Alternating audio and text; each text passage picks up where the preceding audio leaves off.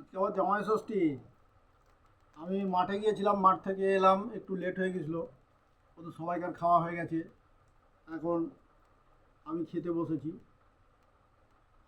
দেখুন, এতে আছে চিড়ে, দই, কলা, এই যে মিষ্টি।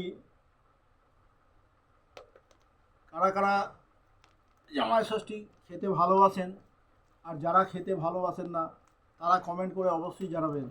যদি আপনাদের ভিডিওটা ভালো লাগে তাহলে অবশ্যই লাইক শেয়ার কমেন্ট করবেন। তাহলে এবার খাচ্ছি।